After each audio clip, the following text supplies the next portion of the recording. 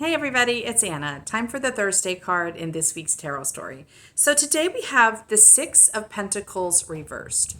So I connect the number six to feeling integrated and in harmony. And pentacles are connected to the physical realm. So they're about things you can see and taste and touch, as well as your job and money and physical wellness.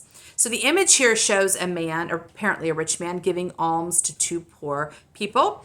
So you might think this is about charity or imbalance, actually, because he's rich and they're poor. But again, he's carrying that the balancing cups, right, or the from the judgment card, which tells us this is about balance. So there's something integrated in the giving and receiving. He's receiving as much as he is giving because that's the nature of balance. So when this card shows up, it invites us, I believe, to find balance between our receiving and our giving, which actually is kind of a challenge in our physical world because most of us are better at one or the other. So there's going to be one that it's a learning curve for us. If you're good at giving, you'll probably struggle a bit with receiving. If you're good at receiving, you might struggle with giving, right? So this card came to us reversed. And what that tells me in this case, in this tarot story, is that we're being invited to find an internal balance point between giving and receiving.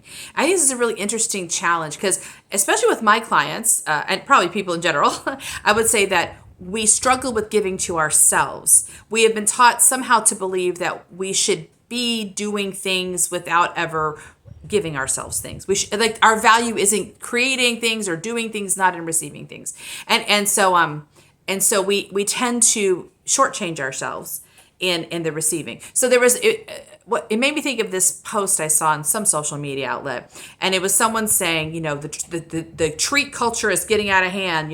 We used to could do laundry without getting an $8 coffee, right? And the response was, it sounds like you need a treat. Like there's this idea like we shouldn't be treating ourselves. We should do work without being treated, without responding in kindness or comfort to ourselves. I would say this card in reverse would challenge that. We need to destigmatize the idea that there's something wrong with treating ourselves. Treating is basically giving yourself pleasure or comfort.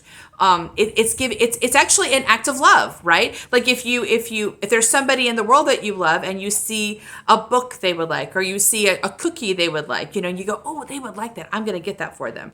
You're doing it because you want them to have pleasure and joy, right? And this says, I think this card calls us to do that for ourselves. It is not actually, and we call it a treat, right? So it sounds like it's a luxury. It's not a luxury when you consider that life is not about just doing stuff. We are not cogs in a wheel. We are feeling vibrant human creatures, right? And we are in the physical plane. Pentacles are about the physical plane. So we have bodies that have experiences, and minding those experiences, giving ourselves good experiences is part of the journey. Doing things in the world is part of the journey too, right? So again, there's that balance, right? We need to make sure we are functioning in a nice flow. We're offering what we have that feels good, and we're receiving care and attention. We let ourselves receive it from other people, but we actually do it for ourselves.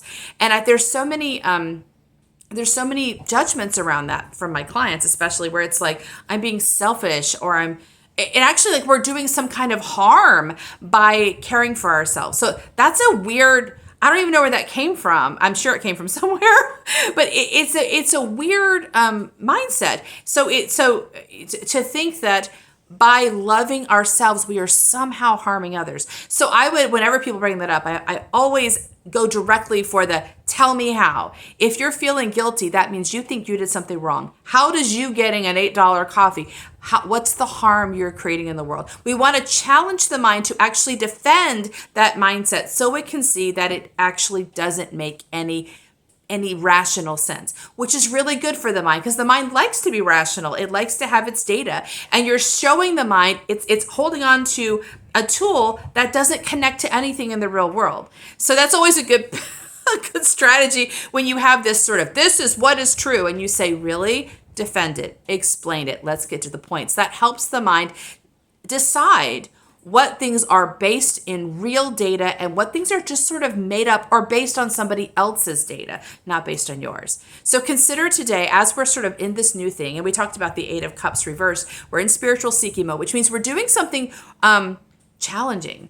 And especially challenging for the human in us because we're following an intuition. Our human eyes, our human mind don't know what we're doing. They're probably in some distress. How do you offer soothing and comforting and reassurance that even though the mind doesn't really know where we're going, everything's good. The mind's still beloved. It's still safe. We care about how the mind feels. We care about the physical creature of ourselves. Because if you don't care about the physical creature of yourselves, you're not going to complete your manifestation. The physical body needs love. It needs attention. It needs comfort. The mind needs love. Everything needs love. If you're not willing to love yourself, you won't be able to finish what you're here to do. That's our card for today. See you tomorrow for our last one. Bye.